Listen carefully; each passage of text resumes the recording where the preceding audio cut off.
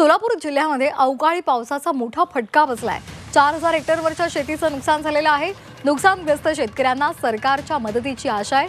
पंचनामे सुरू असल्याची माहिती कृषी विभागाने दिली आहे। सोलापूर जिल्ह्यामध्ये मे महिन्यामध्ये मान्सूनपूर्व पावसामुळे फळबाग आणि इतर शेतीचं मोठ्या प्रमाणात नुकसान झालंय। जिल्ह्यामधील सुमारे 4000 हेक्टर शेतीमध्ये मान्सूनपूर्व पावसाने धुमाकूळ घातला आणि संपूर्णपणे पीक वाया गेलेलं आहे। या विभागाकडून अनेक तालुक्यातील शेतीचे पंचनामे आता सुरू झालेले आहेत, तर दुसरीकडे काही भागात पंचनामे सुरू असल्याची माहिती सध्या सोलापूर कृषी अधीक्षक शुक्राचार्य भोसले यांनी दिली। जिल्ह्यातील शेतकऱ्यांना पंचनामानंतर राज्य सरकारकडून मदतीची अपेक्षा आहे। मोहोळ, पंढरपूर, अक्कलकोट, बार्शी, सांगोला यासारख्या भागांमध्ये प्रामुख्याने केळी, आंबा, पपई, कांदा, खरबूज, द्राक्ष, पेरू तसंच पालेभाज्यांचं मोठं नुकसान झालंय।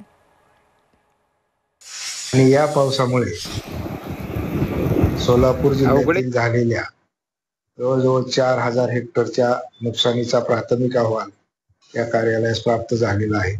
यामध्ये प्रामुख्याने फळपिकामध्ये आंबा आहे, केळे आहे, पपई सारखी पिकं आहेत, तसेच भाजीपाल्यामध्ये कांदा आहे, कलिंगड, टरबूज आणि इतर जी काही पिके शेतात काढून पडलेली होती त्या पिकाचेही नुकसान कळवण्यात आलेलं आहे।